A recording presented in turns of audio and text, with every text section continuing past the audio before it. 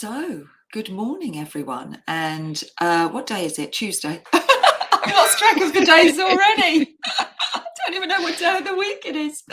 Tuesday morning, 11 o'clock. Here we are. And I am really delighted to be chatting to Lucy Paine from Always Possible. I got to know Lucy at the very beginning of lockdown because there was lots of things on offer for solo entrepreneurs in terms of support, etc., at the beginning of the whole pandemic. And Always Possible, the company that Lucy works for, was doing some support work for businesses like ours. And I cannot say how much I valued that support. It really, really helped us. And Meg, shout out to Meg, who really helped us with our strategy. So when we're starting to think about helping all of our solo entrepreneurs, which a lot of our artists work alone, I thought we really need to think about strategy, strategic thinking, exit strategies, etc. Who should I speak to? Lucy. Lucy was my go-to girl. So Lucy, welcome. There's a little good morning. Click on link at the bottom of the screen for anyone who's watching us here live on Crowdcast. It takes you straight through to Always Possible. So if anyone's interested, they can go straight through. If you're watching us on Facebook or Restream, or you're watching us in Catch Up, then just Google Always Possible and you'll find them. They come straight up, no problem. So Lucy, I'm going to hand over to you. We're going to have a good old chat this morning about strategy, etc. But first of all, I want you to introduce yourself. Oh, I'm rubbish at that bit, aren't I? Oh, and we will go back to the work we did together because we'll talk about the Impactosaurus, because why not? It's named after a dinosaur. Good morning, all. My name is Lucy Paine. As Leslie mentioned, I mentioned member of the Always Possible team, but the bit I fail to do normally, which I hate to talk about myself, is go back. I studied art and English. I'm a creative. I'm words and pictures. I'm also we call it curious, not nosy. Obviously, I love people. And I ended up in sales accidentally. My first job was selling classifieds for Daily Star. It was horrific. But I like solution sales. Yeah, I know, Leslie. Quality red top, that, isn't it? Yeah. Quality. I love talking to people, and I've discovered that selling classifieds wasn't me. I like selling training, education, something people had an experience with, an emotional connection to. So I spent some of my 20s working in the education sector. I then ran an award-winning Cisco learning partner, and I also, within that, spent some time in San Francisco working for a pre-IPO startup, which was actually Mountain View, which is like Reading with sunshine. San Fran sounds cool, but yeah, Mountain View's not quite as nice, really. But through this, I evolved into partner management, getting people to collaborate for sort of the greater business good. A lot of that's negotiations and dealing with politics and agendas. And again, this curiosity and helping people work together to mutually move forward. And as all careers are, this kind of little journey of twists and turns, I ended up at Sussex Innovation Centre in beautiful Brighton, which was the third business incubator in the UK 25 years ago. They decided Brighton, 2 universities, no jobs, candy floss economy was the term, and a bunch of organisations, with including EDF Energy and both councils, and ASDA was involved as well. Actually, it was a real mix of academic and commercial organisations got together and said, we need to fix this. We'll create a true business incubator where we start people from pre-start idea through to multi-million pound plateaus and create an infrastructure to support them and keep them in our region so that our graduates all have wonderful jobs and careers to go to. And 25 years later, I think, Brighton is an amazing hub of business, isn't it? And design and creativity, which it really wasn't 25 years ago. So I was a member of that team for 5 years. I managed a dozen graduates every year who were available as resources to our growing companies. I was lucky enough to work with hundreds of organisations at different stages of their journeys with different challenges. What we're going to talk about is it's generally all time, money and people were their 3 challenges in some sort of flavour. And I was a part of their growth journeys. I was privileged to be a little moment of support, of mentoring, of soundboarding, or whatever they needed. It would be sales strategy. It could have been commercial strategy. It could have been looking at recruitment. Whatever they needed, we were there to help. And Sussex Innovation is still there. But I decided to move back to Bath, which is where I am today. I'm very excited. I was moving back for this job 3 years ago. I was so excited about, and it was terrible. And so I moved back here. But I also realised how spoiled it'd been at Sussex Innovation. No 2 days were ever the same. We had 60 or 70 live projects at any one time. Leslie, I like you. I'm plate spinning. I like to have almost too much on, nervous energy, as we were talking before we went live, feeling almost overwhelmed by the amount of things I've said yes to. That's how I love to be. And this job is a bit too formulaic. So they were a lovely team. I'm still friends with them, but it wasn't for me. It wasn't, in a weird way, intense enough. So I decided to go freelance, and I reached out to lots of people I knew, including Richard Freeman at Always Possible. And I've been working with them ever since. We've done some amazing projects for the creative sector in Brighton Hove as well as Merton. We ran an event last week for Bucks New University for creatives looking to start a business. There's going to be a second part of that in February. Helping people go through their journey, what they do and don't know, and again, it's all about getting together and sharing experiences, because as you were saying, solo founders, it's really tough. And sometimes you think it's just you. So a lot of the work we do is gluing those together. I also do random things, like I run TechSpark, Swindon and Wiltshire, which is a tech community. I also do social media for a tripod ladder company who's a friend of mine who 2.5 years ago, he said, can you give me a hand on my social media? 2.5 years later, I'm still liking Instagram posts about hedges. Yeah, you and I are just like literally the same person, aren't we? It's bonkers, because I was doing selling fizzy water, and I'm like, really? This isn't for me, and I've got to get out of this. And my background was art and creativity, and as you say, we're both incredibly busy-headed people, and that means that we come with a lot of skills, but we also come with a lot of emotional baggage with that as well. So it might sound to everyone who's listening, wow, because most of them will know me already, they'll be like, wow, it's all right for them. It's all right for them. I hear this all the time. It's all right for you. You've got all that background and all those skills. And I'm like, no. I have all the insecurities, all of the normal stuff that you all deal with. Just this is my personality tendencies. So I create different issues for myself in taking on too much. Shifter. Wouldn't it be easy if we were one of these people who just turn up and do a 9 to 5, clock in and clock out mentally? I've never learned to do that. And I've got to an age where I now embrace it. And it is just me.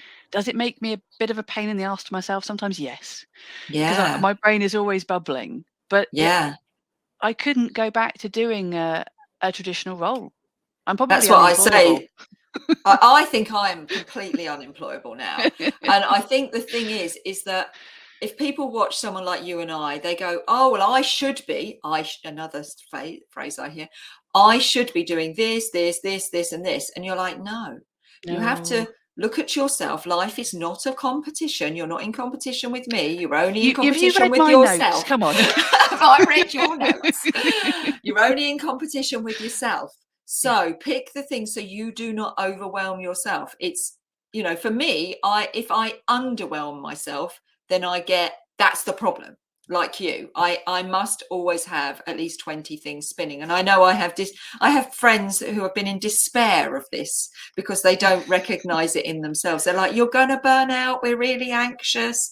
And I'm like, no, I'm more likely to burn out if I don't have the 55 things going on. So yeah, I would assure people that you have to do according to your personality tendencies, your behavior tendencies, what's right for you. Don't base your decisions on what's right for looking at the person that you're learning from or being mentored from or in the community of, because life isn't a competition. You have to make sure that it's right for you. So that said, tell us a bit about some of the stuff you've done, strategy wise, and some of the kind of people that you've worked with, because that would be a really good sign to see the differences, the ebbs and flows of the different people that you've worked with on strategy. I was going to think on that one piece, my final point, I think, to agree with you totally, is to look at your own personal emotional intelligence. What makes you happy? What feeds your battery and what drains it? What you love doing, what you hate doing. And you say there's no right and wrong, but honesty is really important. That whole coulda, shoulda, woulda list you mentioned is actually as a whole. If you have a list of 20 things you could do, not only prioritize it into what are the top 3 things that will actually make the boat go faster in that analogy, but also the things that you can do. It's really easy to get overwhelmed with things which you'd be terrible at doing. Finance for me, Excel spreadsheets. My brain just doesn't work like that. But why torture myself, putting pressure on myself to deliver a thing that I can't do? Yeah. But anyway, I should go back to the point. So I mean, for me, a business without a plan is a hobby. If you're if you're busy doing things, and that's not to dismiss that. And the key thing, as you rightly said, is this is personal. So if you're just enjoying pootling along, if you're happy with the money you're making and the lifestyle you've got, we are not here to say that's a terrible thing. But No. if you actually want to have a plan, a weird thing to do is start with your exit strategy, which is what the point is, which is really unromantic, isn't it? Exit Yeah. strategy is a horrible term. Call it goals. So I was speaking to a founder last week, runs an amazing digital agency in Bath. They're called Rocket Makers. And he said, I've got a 5-year plan. We're going to be, I don't know the number, it was multi-millions. And Richard's like, here's my 5-year plan, but I've also got a 3-year plan, a 1-year plan, and every month I review it. So he knows 5 years is a heck of a long way away. We're not going to talk about too much about the last 2 years, but there's been a lot of curveballs which are none of our making. So, but have a stake in the ground. I spoke to a lady, Joyanne, last week. He said, I want a yacht. I know, good Doesn't on. make her a bad woman. She will have a yacht. She's a very ambitious woman. You know, she's the sort of woman who sets her lights to turn off at 7 o'clock in the evening so she has dinner because she's so engrossed in her business. She's got 2 teams already. She's also doing a master's. She makes my head explode. Wow. But her goal is she wants to retire. She wants to have a yacht. She's, I think, maybe 30, Joyanne, at the moment. You know, she's going to do it young, but that's her ambition. Whereas I've met other founders who would just like to work a 3-day week. That Yeah. would be their ideal. Some people want to build a team. They love nurturing the next sort of group of talent. Other founders I know hate managing people. They hate the responsibility of other people's happiness. I'm thinking of Nick from Brave Dog, who I can say out loud because we've got it on tape. You know, he had a team and it stressed him out. He hated being responsible for people. He hated the palaver of PAYE and HR and all the other things he had to do. It was horrific. Whereas the team from Silicon Practice, who are a wonderful design agency, they're in Swindon, love nurturing people. They adored that. When we went into lockdown, they were going around and making sure everybody had all the equipment set up, and that's their personality. So they're just being really honest about themselves and going, I love managing people. Or as a founder, you might think, well, I'm going to need to grow a team, but I'd be rubbish at that. Lesley, I'm sure we've both met a lot of people who end up managing who really shouldn't. And do you know what? It's okay to not want to do that, but if you have to, hire somebody else. Yeah, outsource. Totally, I love doing Outsource. that. Yeah, But outsourcing, I think, was a game changer for me. I think when I first chatted to you, it was just me on my own, wasn't it? And I think Chris was doing a bit of freelance work for me on the website. And outsourcing was a game changer. The minute I realized, like you said, there are things I hate, social media. There are things that I can do, but I'm not the best at it. So again, that's that realization. Once you've got a plan in place and you know that, as you say, that strategy of that's where I'm going, you can confidently start to plan the things that you want to outsource, and you'll move much faster. You'll start going absolutely. steaming ahead once you stop doing the things that drain you. So, you know, as I say, just because you can do it doesn't mean you should do it. And you might think, oh, but an accountant is £110 or whatever it is. I can't afford that. I shouldn't outsource it. But if it takes you 2 days to do that work that they can do, back yourself that you're going to make that money by having that time and headspace freed. But I totally agree with you. You know, dream big if you want to. What does stretch look like? But what does success look like to you, totally personally? What does success look like for you in whichever stage of your career you are? And you could dream big. You could have a stretch. You could look at it being global, being local, being very niche, having a little tribe, or you know, whatever flavor. And a really good thing, if you're thinking, listening to this, I don't know where to start with that, ask people who know you. There's a wonderful Simon Sinek video of how to find out your why. Ask people, not your family because they're too close. Ask your friends why they're friends with you. Ask, if you've got clients, ask them why they love working with you and get them to tell you your why. And they won't like to do it. Simon says, if you ask them, why do you like me? They won't get it. And they'll go, well, what is it about me? And how are we still friends after all these years? And so what made you work with me over this other person? Get them to tell you why you're special, what your USP is. Because if you try and write it yourself, you can either end up, it's like writing your own CV, isn't it? It's hideous. Yeah, I do a lot of yeah. CV writing for people. That's why when we're doing websites for people, I do the copy because it's so much easier for them because I'm disassociated. Simon Sinek, I love him. We use a lot of his videos when we're doing our program and training. Now, what I would say is sometimes stretch is counterintuitive as well. What I've seen is that sometimes people think they have to stretch, push them out of their comfort zone to do something new. But actually, sometimes stretch is actually pulling you back and redoing something that you've done before that you think you already know. So be very aware of that, I would say to people, that your ego can get in the way. I think is what I'm saying, is that your ego can get in the way and you go, oh, I'm above that, or I'm beyond that, or I already know that. And then you miss an opportunity to revisit something that will actually stretch you in a different direction that is unexpected. You were a different you when you last looked at that. You will have evolved, the world will have evolved, your clients, your motivations all will have changed. So keep Ego. curious. Ooh, I mean, look ego. at when we spoke, we filled Yeah. in. It's a brilliant thing. It's called an Impactosaurus. It has a purple dinosaur on it. And Mm. as you know, it was an hour and a half. It was a very gentle interrogation. And we talked about all different aspects of your business. And we just rooted around in finance, people, as you say, social media, marketing. And it wasn't a test. We just rooted around everywhere. And we flushed out some things you hadn't thought about for a long time and some bits that were niggling you slightly. You wanted to get sorted. And it wasn't judgmental. It wasn't me telling you how to suck eggs. It was just getting it all out of your head. And then we prioritized, and I reflected back the key things you'd said to me that you needed to focus on. And it wasn't that you didn't know. It's that you spent an hour and a half with me out of your business, looking back in on it, going, Absolutely. let's I think the reflect. most valuable thing was the stretch you made me. That's why I'm pointing it out, because I think I get a bit of resistance sometimes when I say to people, go and do this. And they say, oh, I did that when I was like at uni doing art school. I'm like, yeah, do it again.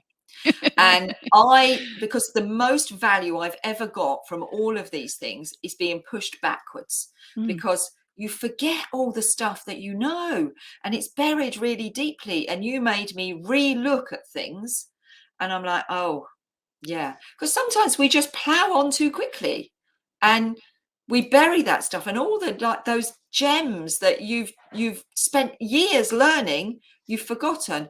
And also, we have to be aware that our subconscious filing system does file stuff away in the back end of the cupboard, and sometimes it slips out of the file and goes down onto the bottom shelf, or that bit of paper that gets stuck in the back of the filing cabinet, it gets all wrinkled up, and then 10 years later you pull the filing cabinet out and you're like, what's that bit of paper? And you're like, oh wow, that's just reminded me of something I learned 10 years ago that I should revisit now. And so never dismiss stuff that you already know, because that's something that you taught me really profoundly. Ta-da! It was a light bulb. But it sounds so obvious, but it's really not. And business planning, I mean, you know this, the tool I really like is Business Model Canvas, because strategizer.com is the website. It's open source, it's free, and it's a living business model. Because I think everybody on this call probably feels the same way as we do, as no one wants to write this massive document that we never read again. Whereas with Business Model Canvas, you draw it all out, you get your post-it notes out. You should do it with somebody because it's quite an engaging tool. So give me the website. I think is it strategizer.com. Let me just have a quick Have a look. nose on So that. we But you look at your customer segments, you look at your value propositions, the key resources, key activities, the revenue streams, the cost centers, all the different pieces of your business. But you do it. And the thing is with this is you can create the whole business model canvas, and then you can go back through it and you can challenge yourself, and it should be something you have on your wall, and you look at it, because if you're just getting started, you might make some assumptions as to who your customer segments would be and your value propositions. But as you evolve and as you learn, you can update it. So it's a living tool for you to use to put that plan at the top of it, where your business wants to be, and then what you're going to have in terms of all these segments and cost models. So I think I to make it found work. it. Cool. I think I found it. I'm going to share it on screen so people know when they get to it. Is that Strategizer? it? That's it. Absolutely. Now, And we don't want your newsletter. It's not totally, today. It's totally free of charge. There are YouTube videos to help you fill in the blocks. There's no catch on this. It's open source. So that's what I also like about it, is it's there for you to use. And it's being used by companies from pre-start through to corporates. And it's a really nice one to do as a team as well, because you might get your team's opinions on who your customer segments are, and also where you should be focusing. Going back to what you said at the beginning, Lesley, of all this, oh my gosh, my opportunity is vast. No, we need to narrow it down. We need to focus it. And this is what Business Model Canvas is really great for, because you cannot be everything to everybody. You just can't. I think that is just such a key thing, isn't it? It's like, I'm always saying, niche, niche, niche, niche, niche. Once you've got your niche nailed, then you can start going out again. Yeah. But come in as tight as it's pain. It's like a tight pair of jeans. Like once you've been in the bath and you get your 501s on, yeah. Exactly. Oh, get in the bath, make them really tight as you can possibly bear. That's how tight your audience, the person you're trying to sell to. You need to know them intimately, know what color their eyes are, what color their hair is, know them intimately, and just focus on them to start with. Once you've got that, you can start rippling out. Don't try and, we've all done it. When I was doing the master's degree, I think I drove my tutor nuts, because I'd be like, well, I could do all of this, and she's like, yeah, can we just focus on that one bit? And I'd be like, yeah, but I would. Well, it feels really restrictive. It feels like you're failing if you're just going niche. I mean, I love Seth Godin as well. If we're going to give some love out to some of the gurus. Yes, I do. So tribes, get Purple Cow's one of my favourites. It's a small business book, which always makes me happy. I hate the big waffle fest, but they're great TED Talks as well, aren't they? We use a lot of TED Talks, because, I mean, I don't send people to much stuff, but TED is the place, because it's kind of like been ratified, and they've had to go through quite a severe process to get on that TED stage. So that a lot of people have had eyes on them before they get there. It's distilled and focused, because like Seth Godin Tribes, yes, it's on my bookshelf over here, but the TED Talk is perfect. That's all you need, is 18 minutes. As you say, TED Talks are so beautifully choreographed. And as you say, you might have to make an assumption. So I work with a little pre-start called Be Street Smart, and they were their dream was to revolutionize the way we bought and sold houses. It was a platform. It never came into life. It was bought by Nationwide, but we looked at who their ideal persona would be. She was going to be this lady in her late 30s, early 40s, bought and sold houses quite a few times, and she was going to write all the blogs about viewing houses and dressing houses. I have a little cartoon version of me called Caroline, and have a little picture of my house rabbit, Arya, who's asleep right now. But we created a persona. So just as you're saying, really specific. And Caroline was our blogger.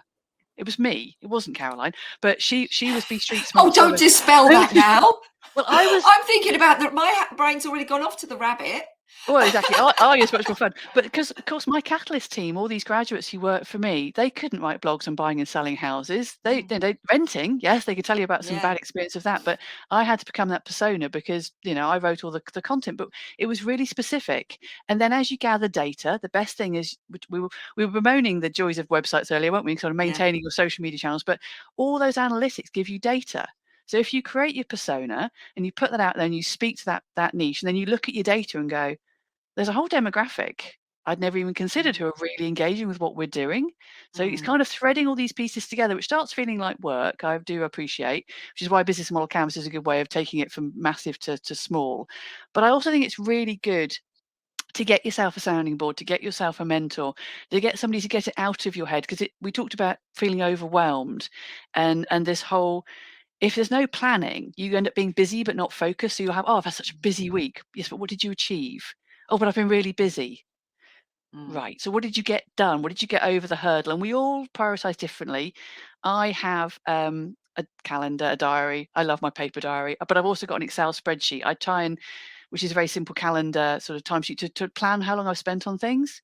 I also use a piece of software called Rescue Time, which is on my laptop, which tells me how long I've spent on different things, which is partly to make sure I don't spend too long staring at this screen, which I think we can do really easily. I know I need to go for a walk or go to Pilates or get out and get some fresh air during the day. So if I don't do that, I can feel really demotivated by the end of the week. But when it's cold and soggy like it is today, you're not that motivated to do it, are you? But when you do, you feel really refreshed. There's talking about Simon Sinek and Seth Godin, our two faves. There's a nice interview between the pair of them where Simon Sinek's talking about work-life balance and that why should it be pulling against each other? Shouldn't it peacefully collaborate, especially if we're running our own businesses? We're not 9 to 5ing this, are we? No, we're doing this. What do they call it? It's a portfolio career. Is that the word for it? Yes, portfolio career. That makes our randomness sound quite posh, doesn't it? Yes, yeah, totally. we are doing a portfolio career, and that's what artists are doing, creatives are Yeah. doing, because there's so many little bits to it. They could be doing a collaboration, they could have work in a gallery, they could be applying to society, they could be doing a local art fair themselves, they could be managing a website online, and that is a portfolio career effectively, because you've It's got a a lot of plates. portfolio of products. And just going back to what you were saying, because I realised you said you have an Excel spreadsheet and you hate Excel spreadsheets. It hasn't got any formula in it. Can't do that. One of the things that came out when I think time management is really important, and I use time blocking a lot. Yeah. But one of the things, I mean, I use time blocking all the time. So I do, and everyone will have heard me saying this, sorry to repeat it again, 10:30 till 12:30, 2:30 till 4:30 every day is my working time. So I'll be on the computer, I'll be doing my one-to-one mentoring, I'll be training, teaching, whatever I'm doing. And the blocks in between are for all the other stuff that goes on in your life. The taking the dog for a walk, answering all of my personal emails, sorting out my private life, etc. Now, actually, during COVID, it has seeped a bit into it. There's another time block now, which is 7:30 to 9:30 in the evening, because now I have clients coming in from the US. So I've had to add in another time block, but I only do that 2 nights a week. So I've been very disciplined about it. But the thing that came out, so I've done that for years, but now when having had that conversation with you and gone through my strategy, I now have a 2-year rolling spreadsheet that is quite glorious. It's color planned, it's all got color blocks in, it's got little annotations and stuff on it. And I tell you, the overwhelm that released just by having that.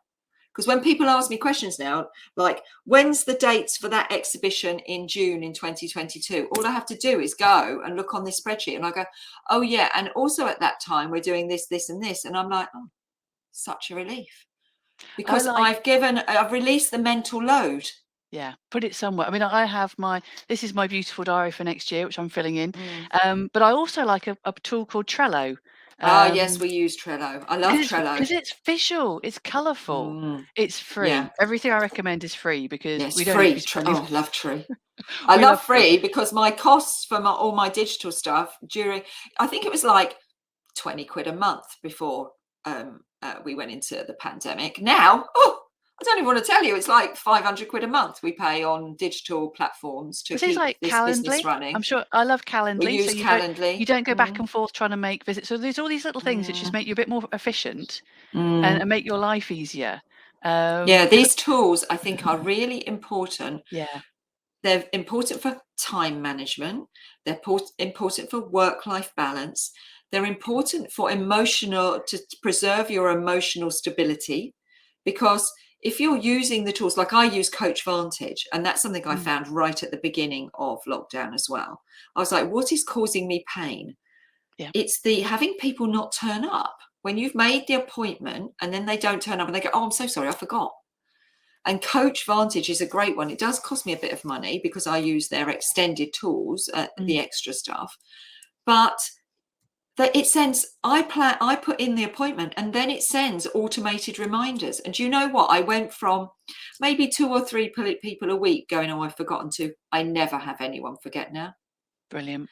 My Massive emotional stability, because that is mental load, emotional, it has such a detrimental impact on your emotions when people don't turn up. And I don't think people really are honest about that. If people don't turn up and I'm sitting there, I take it personally. Well, you've prepared. You've done your homework. You've prepared. You're ready. And mentoring, it's quite, you're giving energy, so you're all kind of ready for that. Pumped up. Yeah, totally. But I think that's during lockdown. It's been, we've all had a lot of things in the diary, and we do need those prompts. I know it's not personal. In my sensible, we've got those two parts of us, haven't we? So we've got the little inner voice, and I know you're going to talk about that in a minute. We've got the inner voice that tells us we're rubbish, we're not good enough, and they've let us down because it's something to do with us. And then there's the other rational side of my brain that goes, no, something's happened and they have simply forgotten. It is not personal. But it takes a lot of effort, because that's your ego kicking in again, isn't it? Who do you go? Have you got a go-to person who you listen to talking about ego? No, I immediately think about Daniel Pink and kind of those relationships we have because that's all about selling, isn't it? Mm, But I don't have anyone on the ego side of it because I agree, we might as well talk about that because I think we all have those really awful little inner voices, don't we? Who and I mm, think mine's become worse over lockdown. I mm, think that emotional turmoil we've had almost 2 years of what's going on. And we're not going to ruin this by talking too much about it, but mm, it's enhanced something we all have anyway as mm. founders of it's on us. It is on Uh, us. Everyone in the create, you know, it's on you. yeah, As you say, I think it's ebbed and flowed. I think yeah. it's like at times I've been like, it's on me, and that's okay. And then other times it's on me. Oh my God, I feel weighted down by this, and the inner voice has got really out of control. And And my then I've, coping mechanism was working too hard yeah. and getting cake delivered. Obviously, that was totally fun. Oh, I found a thing called Neo cocktails. I don't know whether you found. Oh, I've heard of those. Oh, Are they good? Yeah. yeah, they're very good. So I'm now getting back into exercising because I realised I'm not a big gym I don't do Yeah. serious gym work, but I need to having a walk or going to Pilates and Mm, doing that has helped me mm, massively. But there was a whole period yeah. where I didn't want to do it, and then I wasn't the best version of myself, and then you end up feeling like you're not delivering the Meditation. best project. Oh yeah, which Meditation has been an absolute lifesaver for me when I've mm, been going, when I felt I've going not into your rabbit's hole, but into a rabbit hole. I've been going down in the rabbit hole of, you know, self-doubt. Meditation has been super helpful. Deepak Chopra, shout out for mm, Deepak, love him. And Jay Shetty as well, the monk. What does he call himself? The monk. Can't remember. Jay Shetty anyway. And the other person who I found, I can only listen to this other one in tiny bits though, is Tony Robbins. I can only listen okay, to, because he's all NLP, isn't he? He's very yeah. NLP. So I can only listen to him in tiny bits, whereas I could literally listen to Deepak Chopra for days. And he calms my soul. He's like smoothing my soul. And then I have a Neo cocktail and it's all good. Well, Bit of Lucy, chocolate, oh, and I'm back on it. my claim to fame is Andy Puddicombe, whose Headspace was in my year at Wellsway Oh, School in Keynsham. So there we go. He had a lot more hair back then. did he? He had He a bit did. more head. A lot more hair. But I've been using Headspace for going to sleep to kind of unwind my mind. They do little Mm, stories you can listen to every night, and that's really good fun. But again, it's just taking that time out because actually a lot of time meditation is spending half an hour just being calm, isn't it? yeah, you've just Stopping. reminded me of a great app that I downloaded. One of my friends told me about this the other day, and it's called My Possible Self. Yeah. And every day you can go in and you can say how you're feeling. And Okay. so you can just kind of you can see your ebb and flow. And it's got little things, it's got a little proverb today that says, smooth seas do not make a skillful sailor. Very Thank good. you. But That's again, really that's reassuring. empowering you to have a good day and a bad day and to not beat yourself up. So going back to that Yeah. again, isn't it? This is your own personal journey. I Yeah. find if I'm I'll having do a a bad little kind day, of like, I don't know whether you can see it. It's always very difficult to see these things yeah, on on the old internet, on through the camera, but no, it's very no, difficult it's to see. having that one. But yeah, you can see that it's got like a little face with headphones on. There But he that is. So links into being curious, isn't it? So all these different things that can feed you and support you. And we've talked about the tools, but and reading. I love reading. We talked about TED Talks, but I love Courier magazine, which I think is very yeah. relevant to creatives. That's great. They've also got a lovely book I've got in front of me, which is Work Better, Live Smarter, Be Happier. So Courier Mm. for me feeds my energy because it's all about positive news engagement. And I find I've Positivity is so important, isn't it? yeah. Optimistic. Be optimistic. I always, when things are kind of like hitting, like this last week, I can't lie, has been a little bit trying. And I think this is what I always tell myself, this is what is meant to be happening. What are you meant to learn from it? Mm. And sometimes it is just learning to decompress slightly, not to be reactive. So yeah, be optimistic. And Carry don't on. beat Sorry. yourself up if you have a moment because Yeah, we all do.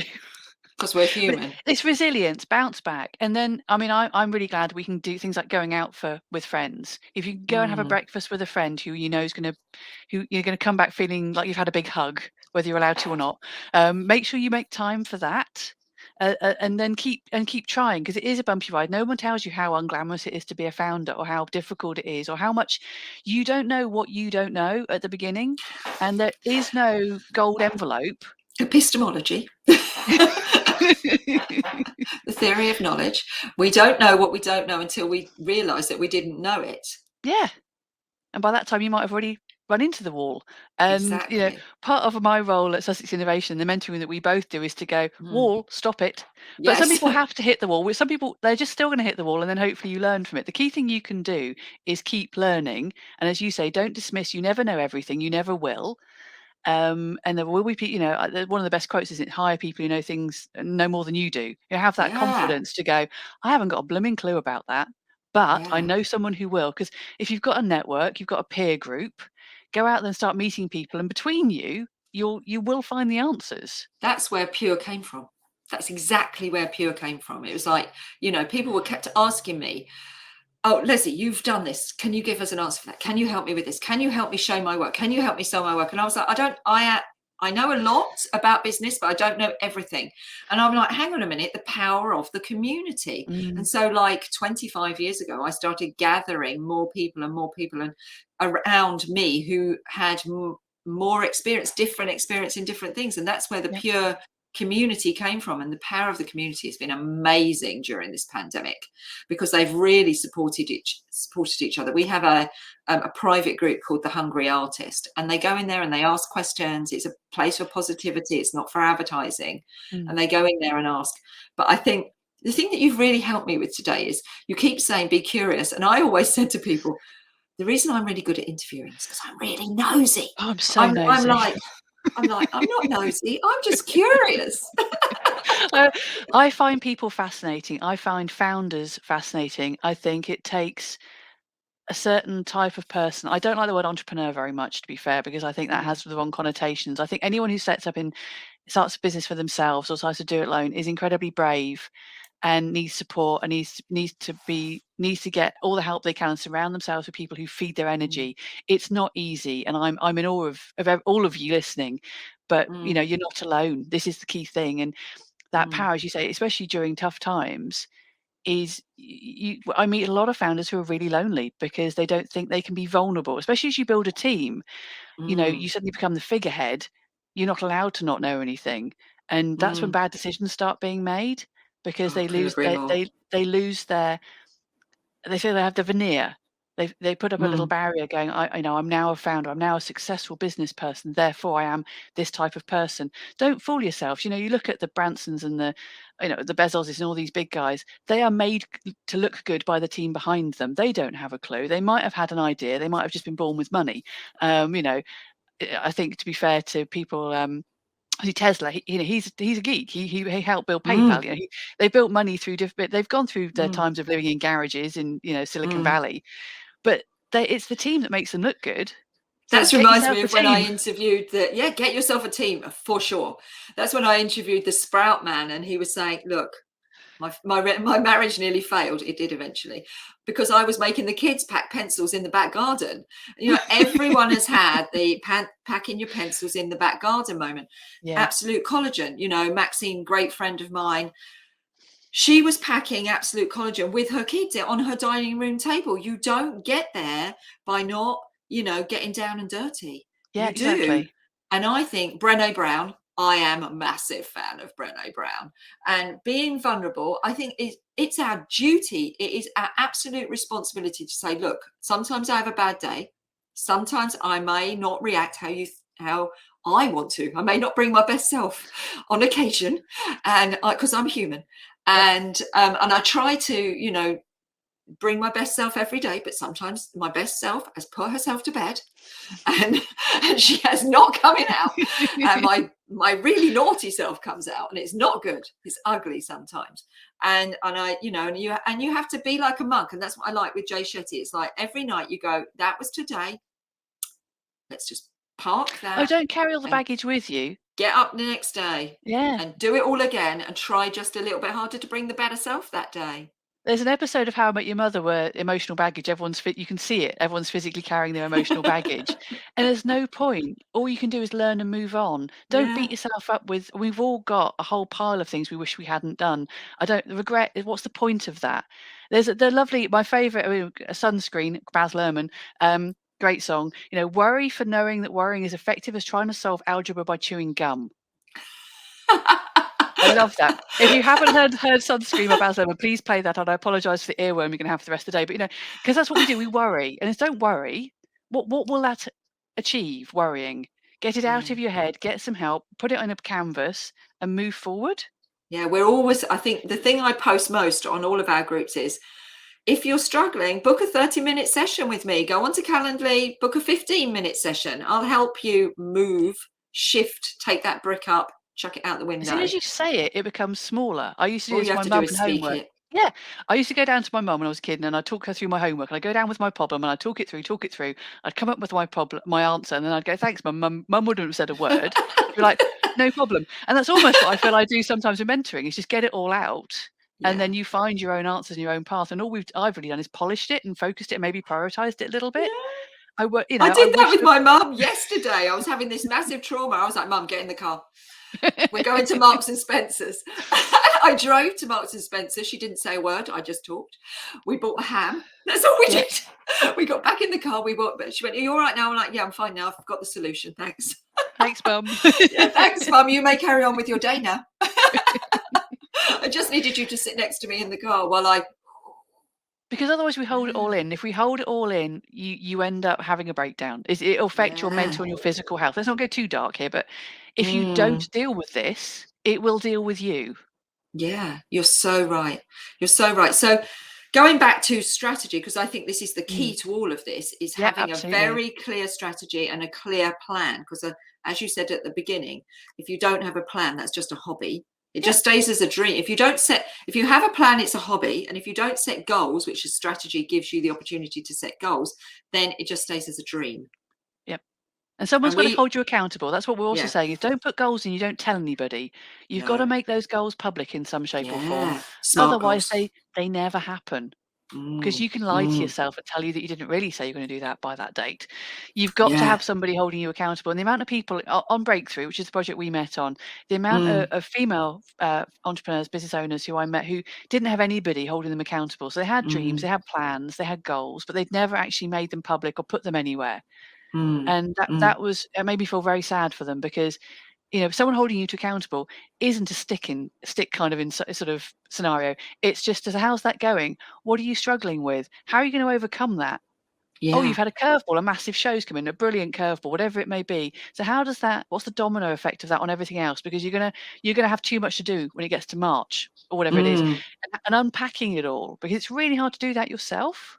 Yeah, I think mentors and I think people have got more familiar with getting. I mean, I literally have no time left in my diary, so I know that, because 10 years ago I'd say, okay, so I can help you with that, and it'd be like, oh, can you?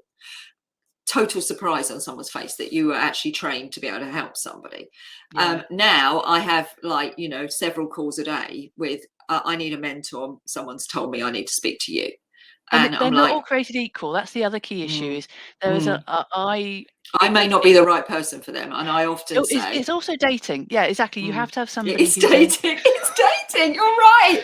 You've got to have someone who you want to work with. Yeah. And also the right motivation. I find a lot of people. I'm not going to name any companies, but there are some sort of coaching companies and that sort of style where the agenda isn't authentic for me. It doesn't feel ethically in the right space. It's more of a business transaction than an emotional development and evolution, which is where you're sitting, and that's where I am as well. That I really care about. This is why I loved it at Sussex Innovation, and why I'm still doing it, is because I love being part of that journey.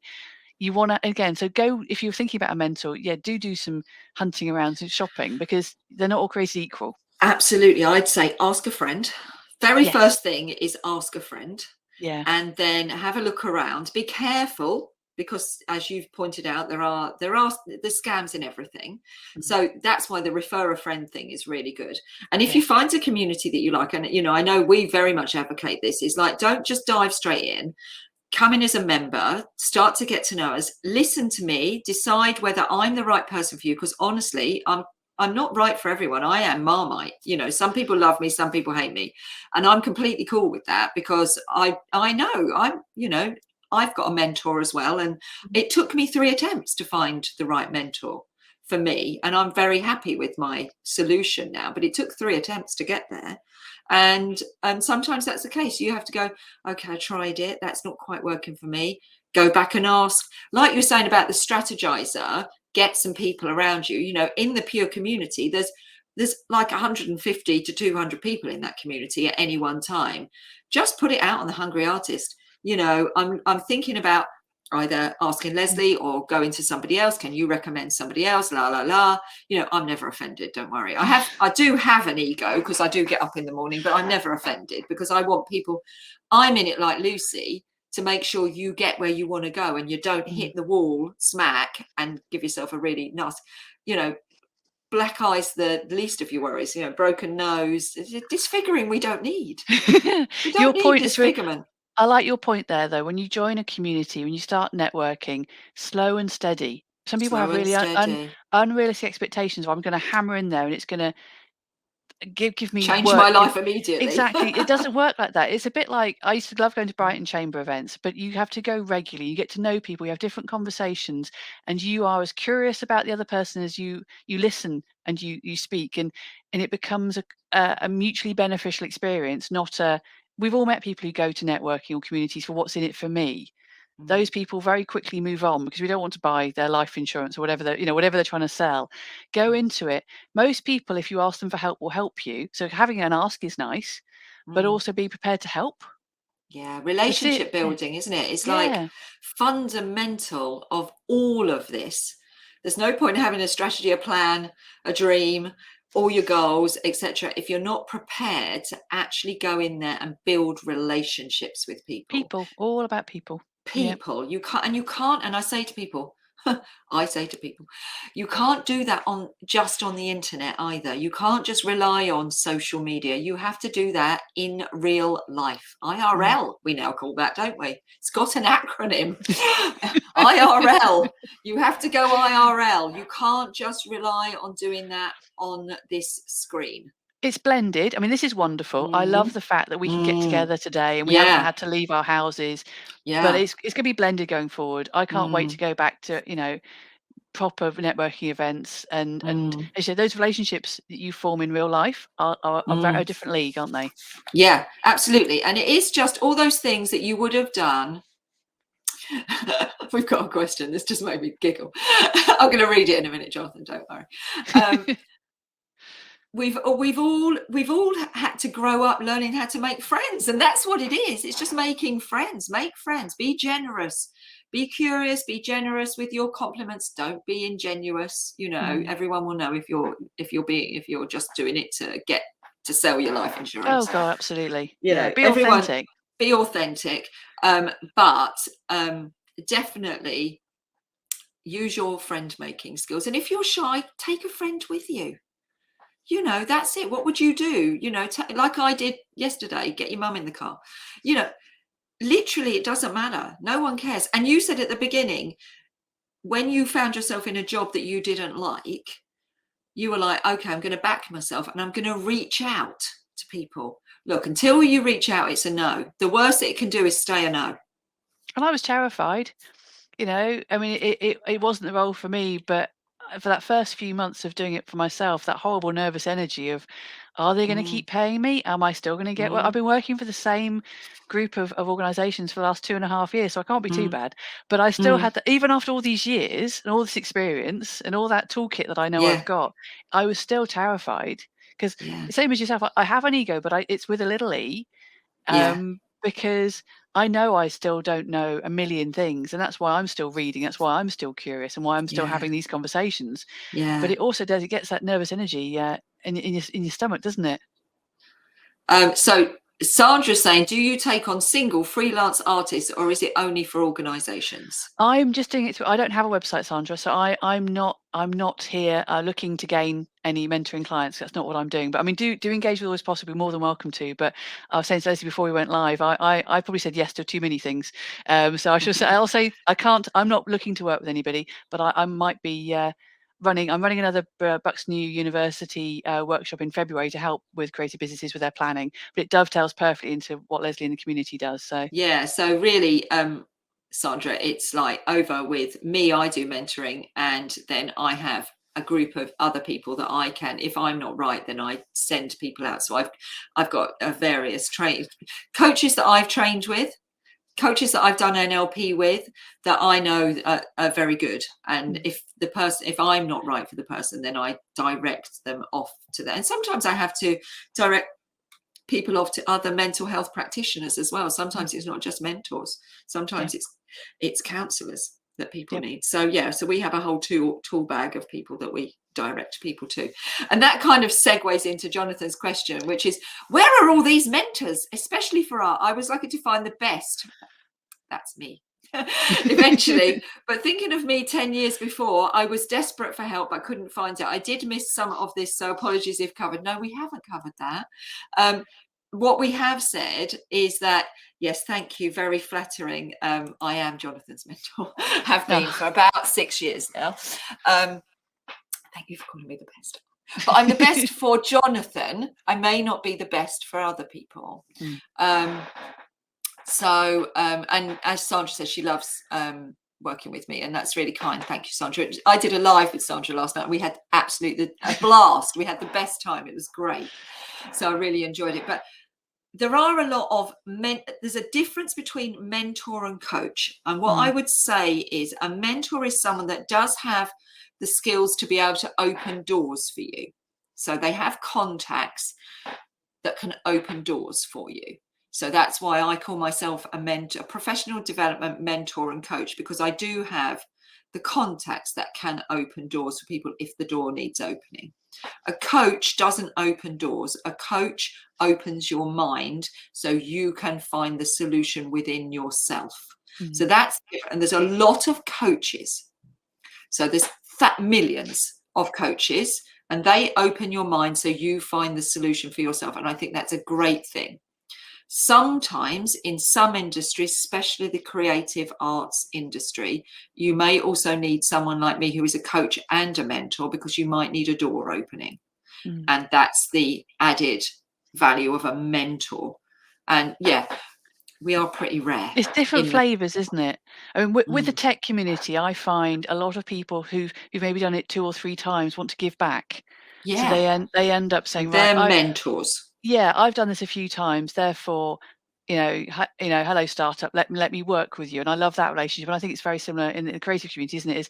I spoke to a lady who's a landscape gardener, and she was desperate for a mentor. I said, who is coming to the end of their career, or who's local, who you could go and LinkedIn is a wonderful tool. These people, again, you ask them for help. You're not asking them for a day a week. If you just say to them, I'd love to understand how you got where you are and what journey you've been through. So, and you can have more than one. You can have different people that feed different requirements. It's not, and you can mix and match, and it can evolve, can't it? So what we often do is someone will come and say, I need to learn this bit because it's holding me back from that next point of my career. And I'll say, okay, I know someone who's been doing that for 30 years. I'm going to approach them for you and ask them if they'll give you a couple of hours of their time, and they'll go, oh, that's brilliant. So I ring them up and I go, I really need you to give a bit of time for this person. Is that okay? And they go, oh, hell yeah. Because most people are flattered and want to help other people. So asking. And so then I'll link them up, and that's it. That's as much as is required, is you open the door to this other piece of skill or information.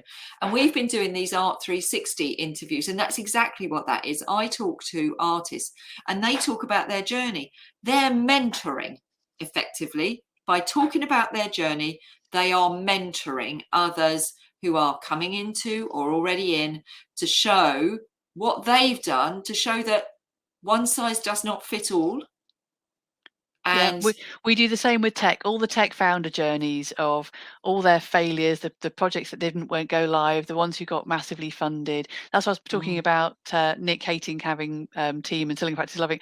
That was in Swindon Founders, because again, just the same sort of thing is, here's my journey. No two journey is the same. We've all got different backgrounds. We've all got different skill sets, different mental attitudes, different ways of learning, different ways of planning. And I think founder journeys are wonderful. They're so powerful. So on this particular stream in Crowdcast, the thing that sits there all the time is Nadine Searle interviewing me about my journey.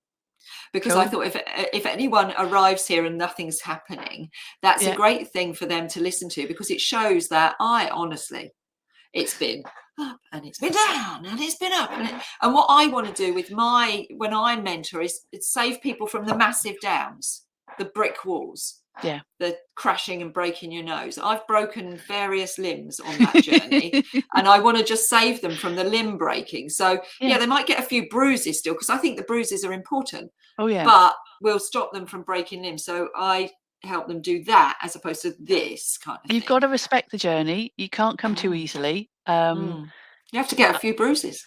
Yeah, I've worked for a couple of founders whose parents at the moment in business who'd never been employees, and they are the worst to work with because they have no perception of getting that bloody nose, or actually their other issues, they've never been an employee. So as soon as they start hiring staff, they're terrible employers because they have no empathy, because they've got no emotional intelligence and all of that. And weirdly, two of them I've worked with, and they were almost identical. They didn't know each other, but just because they'd missed a whole learning curve because their parents have made it too easy. Yeah, and you need the bruises, you need the war wounds, in order to get.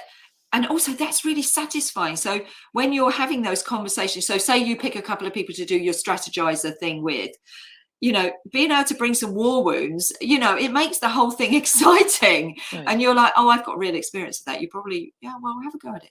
Be vulnerable. Don't not be vulnerable and brave. But also let's just think about, maybe there's a different way to approach it. And that's what gives you those skills. And that's what the beauty of a mentor as opposed to a coach is, because your coach will help you brainstorm ideas, but they probably won't add in that many of their own, whereas a mentor will give you their own personal experience as well and say, well, I did that, this is the outcome. It might be different for you, but at least you now know that's what could potentially happen. Now you can plan for that. And go in with your glass half full, this optimism. Yes, you're going to hit some walls, you're going to get battered and bruised, but you're doing this because you're passionate about it. Again, go back to keep remembering why you're doing this and why you love it. And it is going to be difficult, but you're going to get through it, because you're going to get all the tools in place. You're going to have the time management, the Calendly and the rescue time and all these bits. You're going to keep reading and feeding your mind. You're going to tap in with a wonderful mentor, and you'll keep momentum. And whenever you get a bit sticky, ask for help. Yeah, just ask. Yeah. Just ask. I mean, as I say, all over our website, on everything, it's just like, book your 30 minutes. Honestly, but that's why we're there.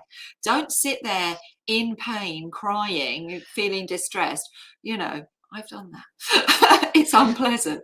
And then you end up with the Neo cocktails and the chocolate, and you really hate yourself. I'm going to be Googling those afterwards. And you hate yourself for it. And, just reach out, because that's what we're all here for. I just was like, I need some help. I reached out to Always Possible because they're there for businesses. And I got the help I needed. And now I've got more people in my little toolkit, Meg and Lucy, like we've been chatting today. And I just can't thank you enough, Lucy. Oh, I really loved our chat. It was a brilliant couple of hours, wasn't it? We just put the world to rights on many.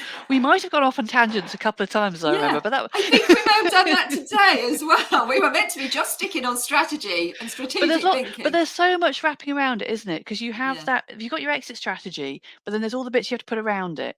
Because it isn't just as simple as A to B, unfortunately. So you've got to have all the tools. It's the positive mental attitude, looking after yourself. The plan is just the core. I remember when you said to me, what's your exit strategy? I said, death. I don't actually plan to exit. I didn't actually have a plan to exit, because I have made a job for myself that I love so much and I'm so passionate about. I don't ever plan to retire from doing this. Maybe people will just go, Lesley, enough's enough. And stop it now. But I don't actually want an exit strategy. And I think that a lot of the artists feel the same, and I've got artists who are in their 70s. They don't want to exit, but they may change. It may evolve what they're doing. So their exit strategy may become just an evolution of doing things that maybe, Brenda Hartle, I'm sure she won't mind me for saying, was an incredibly well-known printmaker. But now, she's in her 70s. She doesn't want to be doing printmaking and moving that massive machine around. She doesn't really want to spend her whole time writing newsletters to people. So she's just had to think about legacy and evolve. So sometimes the question is not exit, it's legacy. And we have a lot of conversations with artists about legacy. It's about making sure that your everything's in good shape for you to hand it over. Yeah. And what it's going to do and how that's going to look when you're not here any longer. And that sounds quite morbid, but it's not. It's really empowering. But also evolution, as you were saying, in different, if you're doing artists, different formats, you have different phases. In 5 years' time, I'd like to be doing print versus oils, whatever it may be, or Yeah. get more into photography. My 5-year plan, my dream is I want to be exhibiting that format in that gallery. How do I get there? Who do I need to get to know? Where do I need to have my work shown? It can take whatever flavour. Going back to that, what we said at the beginning, this is totally personal. It's not competitive, but have a plan, evolution, legacy, working maybe Work less, life. working Yeah. differently, working smarter, having a team, having a workshop rather than it being, in the garden or whatever it may be, all these different flavours. Studios, it's complex, isn't it? It's very complex. And I think that's a good point to end on. It's very complex. Where did that go? That hour? Where did that hour go? I know. I said to Lucy, 30 minutes maybe. I knew we'd go on for longer. But I think it is very complex, and don't judge yourself harshly is what I'd like to end on, and reach out and ask for help, because we are all here to help. We all reflect. This is the time of year when we start reflecting what we'd like next year to be. But we're going to do some of this negative. Goal setting is the first thing we're going to do in the new year. So you'll get an email, everyone in the Pure community and beyond will get an email about that. We always do review, reflect, set goal setting as the first thing for the new year. And we'll be doing that. We'll be introducing some new team members as well. Yay. So look out for that. With goals, you're going to make them achievable. Back to that SMART is don't overwhelm yourself with I'm going to make 2022 the best year ever. Because I know loads of people are so frustrated with what 2019 was meant to be. 2020 was meant to be rather. Most people I spoke to just done all their planning and had all their year planned out with all these shows, exhibitions that all got stopped. Yeah. Don't make it something you can achieve. Be kind to yourself. Yeah. And flexible and adaptable, bend like a tree. Learn to bend like a tree. Next time. Sometimes I have to actually physically do that when it's all going. Like yesterday, it was all going. I was like, bend like a tree, Lesley. Don't get knocked over. And it's really good to kind of physically do those things, because life is complex. Life is very complex, and we can make it easier on ourselves. Go and do a bit of meditation and make it easier. So thank you so much. Oh, thank you. That was absolutely. I want to do another one. Another one. I'm game. Next year, in 2022, we'll bring Lucy back and we'll do another one, and we'll pick another subject and we'll deep dive into it, because that was absolutely gold dust. Thank you so much for sharing. Absolute pleasure. All of that with us. Really enjoyed it. This will be up on YouTube by the end of the week, so everyone can go and subscribe to our YouTube channel. Yes, Meg, I did listen. You can subscribe to our YouTube channel, and all of this will be on there. And thank you so much. And everyone, I am back tomorrow night speaking to Yoko about his multidisciplinary art practice, and then that's the last live for 2021. We will be back with our plan and our strategy in 2022. So lovely. Thank you so much. And thank you, Lucy. Have a lovely Christmas. You too. And we will speak very soon. See you next year. Take care. Bye. Yes, see you next year. Bye.